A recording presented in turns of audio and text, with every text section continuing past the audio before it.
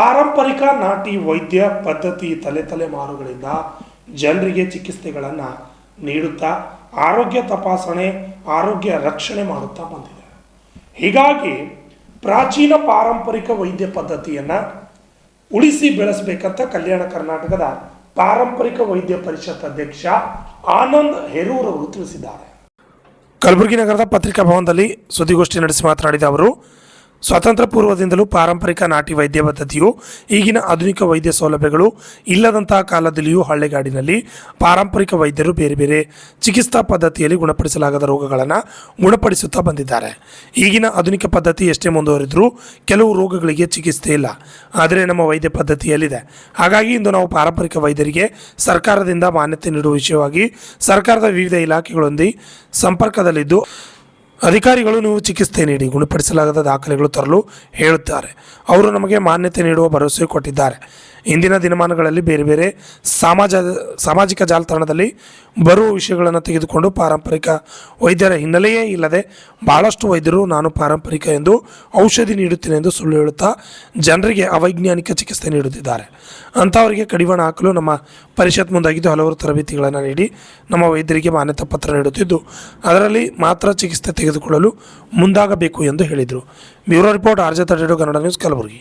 ಬೆಳೆಸುವಂಥ ಒಂದು ಕುರಿತು ಇವತ್ತಿನ ಒಂದು ಪತ್ರಿಕಾ ಒಂದು ಕರೆದಿದ್ದೀವಿ ನಾವು. ಈ ಪಾರಂಪರಿಕ ವೈದ್ಯ ಪದ್ಧತಿ ತಲೆಮಾರುಗಳಿಂದ ಬಂದಂಥದ್ದು, ಅಂದರೆ ಇವತ್ತು ನಿನ್ನಿದಲ್ಲದು. ಪ್ರಾಚೀನ 5,000 ವರ್ಷಗಳ ಇತಿಹಾಸವುಳ್ಳಂಥ ಒಂದು ಈ ಪಾರಂಪರಿಕ ವೈದ್ಯ ಪದ್ಧತಿ. ಈ ಆಧುನಿಕ ಯುಗ ಎಷ್ಟು ಮುಂದುವರೆದರೂ ಕೂಡ ಕೆಲವು ಕಾಯಿಲೆಗಳಿಗೆ ಚಿಕಿತ್ಸೆ ನೀಡಲಾರ್ದೇ ಜನರಿಗೆ ತೊಂದರೆ ಆಗ್ತಿದೆ. ಅಂಥ ಸಂದರ್ಭದಲ್ಲಿ ಕೂಡ ನಮ್ಮ ಪಾರಂಪರಿಕ ವೈದ್ಯರು, ಪ್ರಾಚೀನ ವೈದ್ಯರು ಏನಿದ್ದಾರೆ ಅದಕ್ಕೆ ಉತ್ತಮವಾದ ಚಿಕಿತ್ಸೆಯನ್ನು ಕೊಟ್ಟು ಕಾಯಿಲೆ ಗುಣಪಡಿಸ್ತಕ್ಕಂಥ ಸಾಕಷ್ಟು ದಾಖಲೆಗಳನ್ನು ನಾವು ನೋಡ್ತೀವಿ. ಹಾಗಾಗಿ ಈ ಒಂದು ವೈದ್ಯ ಪರಂಪರೆ ಹಿನ್ನೆಲೆ ಇರ್ತಕ್ಕಂಥದ್ದನ್ನು ಈ ಮುಂದಿನ ತಲೆಮಾರುಗಳಿಗೆ ಉಳಿಸಿ ಬೆಳೆಸುವಂಥ ನಿಟ್ಟಿನಲ್ಲಿ ನಮ್ಮ ಪಾರಂಪರಿಕ ವೈದ್ಯರನ್ನ, ಈ ವೈದ್ಯ ಪದ್ಧತಿಯನ್ನು ಉಳಿಸಿ ಬೆಳೆಸುವಂಥ ಒಂದು ವಿಚಾರವಾಗಿ ನಾವು ಕಲ್ಯಾಣ ಕರ್ನಾಟಕ ಪಾರಂಪರಿಕ ವೈದ್ಯ ಪರಿಷತ್ ವತಿಯಿಂದ ನಾವು ಪ್ರತಿಯೊಬ್ಬ ವೈದ್ಯರಿಗೆ ಆ ವೈದ್ಯರ ಏನು ಪರಿಣಾಮಕಾರಿ ಔಷಧ ಕೊಡ್ತಾರ, ಆ ಪರಿಣಾಮಕಾರಿ ಔಷಧ ಯಾವ ರೀತಿಯಲ್ಲಿ ಕೊಡ್ತಾರ, ಯಾವ ಪದ್ಧತಿಯಲ್ಲಿ ಕೊಡ್ತಾರ, ಅವರು ಯಾವ ಪರಿಣಿತಿಯಲ್ಲಿ ಹೊಂದಿದ್ದಾರೆ ಅನ್ನೋದ್ರ ಬಗ್ಗೆ ನಾವು ಅವರು ಖುದ್ದಾಗಿ ಆ ವೈದ್ಯನ ತನಿಖೆ ಮಾಡಿ ಆ ಮಾಡ್ತಕ್ಕಂಥ ಪದ್ಧತಿ ಸೈಂಟಿಫಿಕಲಾಗಿ ಆ ಒಂದು ಕೊಡ್ತಕ್ಕಂಥ ರೋಗಕ್ಕೆ ಅನುಗುಣವಾಗಿ ಔಷಧ ಇತ್ತು ಅಂತಂದರೆ ಅವ್ರನ್ನ ನಾವು ಏನು ಮಾಡ್ತೀವಿ ಅಂತಂದರೆ ಈ ಮಾನ್ಯತಾ ಪತ್ರ ಅಂತೇಳಿ ಈ ಥರ ನಾವು ಕೊಡ್ತೀವಿ. ಈ ಮಾನ್ಯತೆ ಪತ್ರ ಕೊಡೋದ್ರ ಜೊತೆಗೆ ಏನಿರ್ತೈತೆ ಅಂತಂದ್ರೆ ಇಲ್ಲಿ BMS MD ಆಯುರ್ವೇದ ತಜ್ಞರು ಇರ್ತಾರೆ, ಮತ್ತು ಸಸ್ಯಶಾಸ್ತ್ರಜ್ಞರು ಇರ್ತಾರೆ, ಮತ್ತು ಇದರಲ್ಲಿ ಗೌರವ ಅಧ್ಯಕ್ಷರು ಇರ್ತಾರೆ.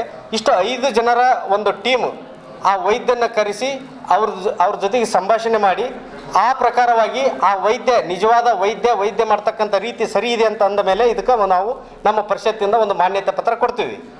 ಈ ಮಾನ್ಯತೆ ಪತ್ರ ಯಾರು ಮಾನ್ಯತೆ ಪತ್ರ ಹೊಂದಿರ್ತಾರೆ ಅವರು ನಿಜವಾದ ವೈದ್ಯರು ಅಂತ ನಾವು ದೃಢೀಕರಣ ಮಾಡ್ತೀವಿ. ಈ ದೃಢೀಕರಣ ಮಾಡ್ಬೇಕಾದ್ರೆ ಫಸ್ಟ್ ವೈದ್ಯ ನಮ್ಮ ಹತ್ರ ಬಂದಾಗ, ನಾನು ವೈದ್ಯ ಮಾಡ್ತೇನೆ ಅಂತ ಬಂದಾಗ ನಾವೊಂದು ಫಾರ್ಮೆಟ್ ಕೊಡ್ತೀವಿ. ಫಾರ್ಮೆಟಲ್ಲಿ ಏನಿರುತ್ತೆ ಅಂತಂದರೆ ಸ್ಥಳೀಯವಾಗಿ ಇರ್ತಕ್ಕಂಥವ್ರನ್ನ ವಿಶ್ವಾಸಕ್ಕೆ ತಗೊಂಡು ಅಲ್ಲಿ ಗ್ರಾಮ ಪಂಚಾಯತಿ ವ್ಯಾಪ್ತಿಯಲ್ಲಿ ಬರ್ತಕ್ಕಂಥ PDO ಇರ್ಬೋದು, ಅಧ್ಯಕ್ಷ ಇರ್ಬೋದು, ಅವ್ರ ಕಡೆಯಿಂದ ಅದನ್ನು ದೃಢೀಕರಣ ತೊಗೊತೀವಿ. ಇವ್ರು ಎಷ್ಟೋ ದಿವಸ ತಲೆಮಾರಿಂದ ಇವ್ರು ಔಷಧ ಕೊಡಕಂತ ಬಂದಾರ ಅಂತ ಹೇಳಿದಾಗ ಅಲ್ಲಿ ದೃಢೀಕರಣಕ್ಕೆ ಅವ್ರು ಸಹಿ ಹಾಕಿದ ಮೇಲೆ ಇದ್ದಾರೆ, ಇವರು ಪಾರಂಪರಿಕವಾಗಿ ವೈದ್ಯನ ಮಾಡ್ತಾ ಇದ್ದಾರೆ ಅಂತೇಳಿ ಅವ್ರ ದೃಢೀಕರಣ ಒಂದು ಇದಕ್ಕೆ ಸಹಿ ಮಾಡಿದಾಗ ಮಾತ್ರ ನಾವೇನು ಮಾಡ್ತೀವಿ ಅಂತಂದರೆ ಅವನಿಗೆ ಆ ID ನಮ್ಮ ಗುರುತಿನ ಚೀಟಿ ಕಾರ್ಡ್ ಕೊಡ್ತೀವಿ ನಾವು ನಮ್ಮ ಪರಿಷತ್ ವತಿಯಿಂದ. ಅವ್ರು ಮಾತ್ರ ನಿಜವಾದ ವೈದ್ಯರು.